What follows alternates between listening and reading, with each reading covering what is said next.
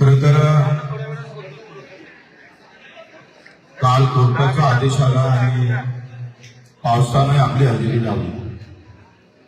नेमका 2-3 दिवस निसर्ग म्हणा किंवा परमेश्वर झाले म्हणून आपण सगळ्यांनी एकदा पुन्हा त्यांच्या छायामध्ये आभार मानण्यासाठी धन्यवाद दिले. खरे तर या आंदोलनाची सुरुवात करत असताना जसं आम्ही सगळे शेतकरी नेत्यांना एकत्रित आमंत्रित करून आपण याची एक मूठ बांधण्याचा प्रयत्न केला प्रामाणिकपणे. कारण नेते एकत्र झाले का शेतकरी एकत्र व्हायला सुरुवात होईल आणि मग ते नेते सगळे एकत्रित झाले, त्याची मूठ बांधली आणि कमी काळामध्ये या आंदोलनाची मोठी तयारी आपण केली. 150-200 सभा आपल्या झाल्या, 7 दिवसाचं अन्नत्याग झालं, पुन्हा पदयात्रा झाली, तेव्हा आंदोलन झालं, रक्तदान आंदोलन झालं आणि आता या टप्प्यामध्ये आपण पोहोचलो आहे. आपण ओबीसी नेत्यांना पण पत्र दिलं होतं, सगळ्यांना, प्रकाशजी आंबेडकरांना पण हे पत्र दिलं होतं, राजकीय पक्षांना पण आपण सगळ्यांना पत्र दिलं होतं. त्यापैकी काँग्रेसनं आपल्याला जाहीर पाठिंबा केला. काही काँग्रेसचे मंडळी कार्यकर्ते पण हजर होते, त्यांचे आभार मानलं पाहिजे. दुसरं राष्ट्रवादी शरद पवारची गट ते पण पाठिंबा दिला. ते स्वतः मला वाटते अमरजी काळे आणि जी देशमुख हजर होते. आणि नंतर उद्धव बाळासाहेब ठाकरेंच्या तिकून जरी अधिकृत पाठिंबा नाही आला तरी उमेश पाटील खासदार साहेब ते सुद्धा आंदोलनात मला वाटतं हजर होते. आणि मग अशा सगळ्यांना देत असताना आपण जरांगे साहेब जेव्हा आले तेव्हा मागच्या आंदोलनात सुद्धा ते आले होते आणि त्यांचं एक वाक्य फार महत्वाचं आहे का, मी ओबीसी म्हणून नाही तर एक मराठा म्हणून नाही तर मी इथे शेतकरी म्हणून आलेलो आहो. हा मोठे खरं तर ही फार मोठी गोष्ट आहे. आणि मला आता एका पत्रकारानं फोन केला, आता विचारलंय की तुम्ही आता तुमच्या आंदोलनाला वेगळी दिशा भेटणार का? म्हणजे बिलकुल भेटणार नाही. एखाद्या मोठ्या माणसाचा कार्यक्रम असला तर मग सगळेच विरोधक तिथं जाते का नाही जात, एरवीत जातं, लग्नात जातं, मरणात जातं, मग तिथं अडचणी येत नाही. सर्व पक्षाने आले तर शेतकरी म्हणून सर्वजणांनी एकत्र आले काय पाहिजे, ते मोठे पण पाहिजे. तसं माझ्यासारख्या लहान कार्यकर्त्या असताना सुद्धा, कमी अनुभव असताना सुद्धा ते सगळे शेतकरी नेते एकत्र आले का नाही आले ते त्यांचं मोठेपण आहे. हे श्रेय आमचं नाही तर ते सगळे नेते एकत्र आले म्हणून ते शक्य झाले. म्हणून लक्षात घ्या का हा मोठेपणा स्वीकारासाठी सुद्धा खऱ्या अर्थानं आम्ही पाहतोय कधी कधी कमीपणातून मोठेपण सिद्ध होत असतं आणि ते खरं तर जरांगे पाटील साहेबांनी ते दाखवलं आहे. आमच्या नेत्यांनी पण अजितदादा नवले असेल, राजूजी सुटके असेल, वामनराव चटप असतील, तुमचे विजय जावंदे असतील, तुमचे प्रकाशजी भोरे असेल, उत्कर्ता आम्ही बरोबरच आहे. आम्ही या नेत्यांचे कार्यकर्ते म्हणूनच राहिलो आहे. त्याच्यामुळे या मोठ्या नेत्यांसाठी एकदा आपण टाळ्या वाजवल्या पाहिजे. कारण यांनी जर या मूठ बांधणीमध्ये हे एकत्र आले नसते तर हे शेतकरी नेते एकत्र दिसले नसते. या आंदोलनाचं सगळ्यात मोठं यश आहे.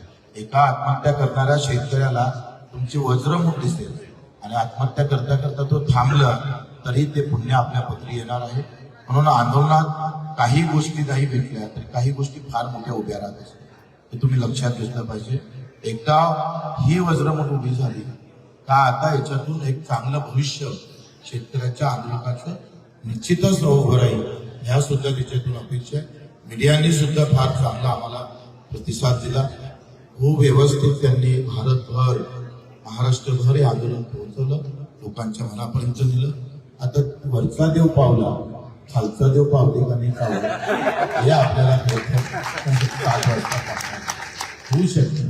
कधी कधी आंदोलनात आपण जिंकतो तर हा कधी कधी हरतही असतो. आपण शरद जोशीचं एक वाक्य फार महत्वाचं, कधी एखादा निर्णय झाला का त्याचे 10 विरोधी तयार होत असतात आणि चांगला निर्णय कधी कधी आपल्याला विरोधात वाटत असतो. असं बऱ्याच आंदोलकाच्या बाबतीत नेहमीच होताना आपण पाहिजे. पण आंदोलन करतोय हे फार महत्वाचं असतं. निर्णय कमी जास्त होतातच कोणाच्या आयुष्यात.